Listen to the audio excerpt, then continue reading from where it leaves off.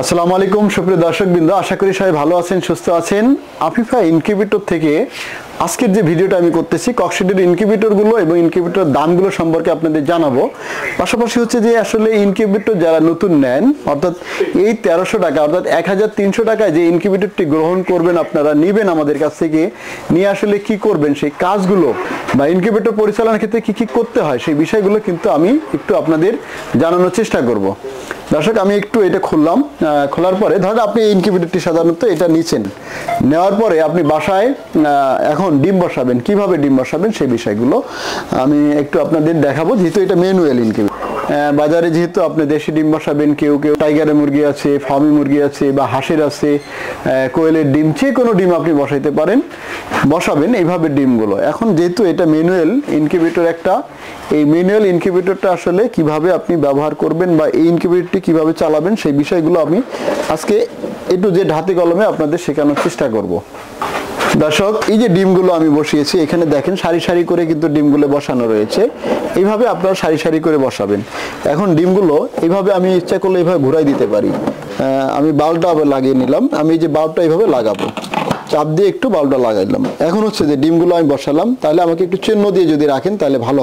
আমি যদি মনে করেন এই পাশে একটা দাগ দিলাম, ঠিক অপর পৃষ্ঠায় আমি একটা শূন্য দিলাম, তাহলে আমি যদি ডিমটা এই জায়গায় রাখি, অর্থাৎ ডিমটা এই জায়গায় ছিল, এই জায়গায় দেখেন আমি এইভাবে রাখলাম, তাহলে আমি ডিমটা যদি ঘোরাই দেই, দেখেন এইভাবে ঘোরাই এটা উপর দিলাম, তাহলে সবগুলো আমি যদি এটাও দিই, তাহলে সবগুলো একটু যারা অল্প ডিম বসাবেন এই নিয়মগুলো পালন করলে হবে কি আপনি ভালো রেজাল্ট পাবেন। একটা কলম দিয়ে বা মার্কার দিয়ে এইভাবে আপনি দিলেন, তাহলে আমি যদি এইরকম হয় তাহলে দুই ধরনের, আমি কিন্তু সবগুলো এক পাশে রাখতে হবে, তাহলে এইভাবে থাকলো।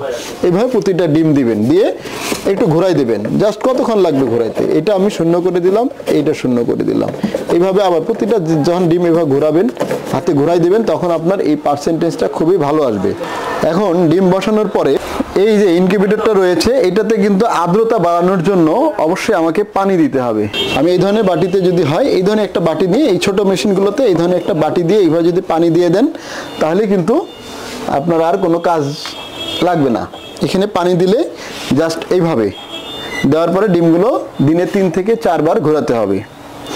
আমি যদি একটু সংযোগ দিয়ে দেখাই, এখন দর্শক আমি এখানে কিন্তু লাইন দিচ্ছি, বিদ্যুতের লাইন দিলাম, এই যে আমার বাল্বটা কিন্তু জ্বলে উঠছে।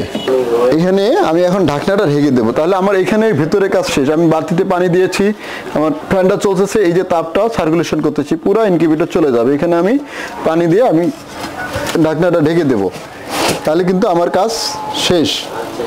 এখন এইখানে যদি আমি দেখাই, এখানে একটা কন্ট্রোলার রয়েছে, কত রয়েছে 37.7, আমার আপার ভ্যালু অর্থাৎ 37.7 বন্ধ হবে এবং 37.2 আসলে জ্বলে উঠবে। এইটা আমার অটোমেটিক তাপমাত্রা কন্ট্রোল করবে। এখন আছে কত 30.5, এটা দেখেন যেহেতু বাদ বলছে আস্তে আস্তে এটা বাড়বে। আর এখানে আর্দ্রতা দেখেন 36 রয়েছে এবং উপরে দেখেন এই যে টেম্পারেচার ছোট্ট করে, এটা হচ্ছে হাইগ্রোমিটার, এটা দিয়ে আমরা আর্দ্রতা কন্ট্রোল করবো, অর্থাৎ দেখবো পানি দিয়ে যদি বেশি হয়ে যায় আমাদের আর্দ্রতা আসলে কত থাকতে হয়। এটা অনেকে প্রশ্ন করেন যে আর্দ্রতা 50+ থাকতে হবে, 50 থেকে 60-এর মধ্যে প্রথম দিকে থাকা ভালো, এবং হেসিং এর সময় আমাদের আর্দ্রতা থাকবে, অর্থাৎ যদি আমাদের তখন পানি একটু বাড়াই দিতে হবে বা আমি কাপড় ভেজায় রাখতে পারি সুন্দর করে, তাহলে আর্দ্রতা বাড়বে।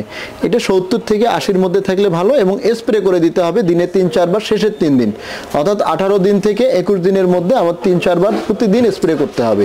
তখন আর কিন্তু ডিমগুলো ঘুরবে না। হাঁসের ডিম হয় তাহলে সেটা হবে 25 দিন থেকে 28 দিন পর্যন্ত, না ফোটা পর্যন্ত আমাকে স্প্রে করে দিতে হবে। এই নিয়মগুলো যদি আপনারা পালন করতে পারেন তাহলে আলহামদুলিল্লাহ এই যে ডিম যে আপনি দিবেন, এই ডিমের পার্সেন্ট মিনিমাম 80 থেকে 90, 95 বা 98% পর্যন্ত হেসিং রেট পাওয়া যায়, অনেকে 100%ও পায়। আরেকটা বিষয় হচ্ছে যে 7 দিন পরে আপনি ক্যান্ডেলিং করবেন, অর্থাৎ লাইট দিয়ে দেখবেন যে এটা ভ্রূণ আছে কিনা, অর্থাৎ বুঝতে পারবেন। যেগুলো ভ্রূণ নেই সেগুলো আপনি খেয়ে ফেলতে পারবেন বা বিক্রি করতে পারবেন। এইভাবে হচ্ছে আপনার এই ইনকিউবেটরগুলো পরিচালনা করবেন। আমি এখন ইনকিউবেটরের যে দামগুলো রয়েছে সেই দামগুলো সম্পর্কে একটু আপনাদের বলার চেষ্টা করব। এই যে 40 ডিমের যে ইনকিউবেটরটি দেখলেন, 40 থেকে 50টা ডিম কিন্তু এটা ধরবে। আমি কিন্তু এখানে অলরেডি ব্রয়লারের ডিম হচ্ছে যে 30টা দিয়েছি, আরও জায়গা রয়েছে, 40টা ব্রয়লারের ধরবে। দেশি মুরগি হলে প্রায় 50টা ধরবে। এই ইনকিউবেটরের দাম মাত্র হচ্ছে 1300 টাকা। এটা 2টা কন্ট্রোলার লাগানো, এসি ডিসি করা, কারেন্ট এবং ব্যাটারিতে চলবে।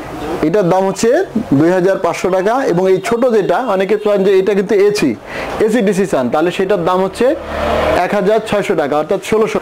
আর এইটার আরেকটা আছে W1209 দিয়ে এসি ডিসি করা, দুইটা কন্ট্রোলার দিয়ে একটা কন্ট্রোলার দিয়ে, সেটার দাম হচ্ছে 2200 টাকা। সুবিধাজনক মানে অটোমেটিক ইনকিউবেটর, এই যে বড় ইনকিউবেটর 276 ডিমের ইনকিউবেটর, এইটার দাম হচ্ছে 6500 টাকা।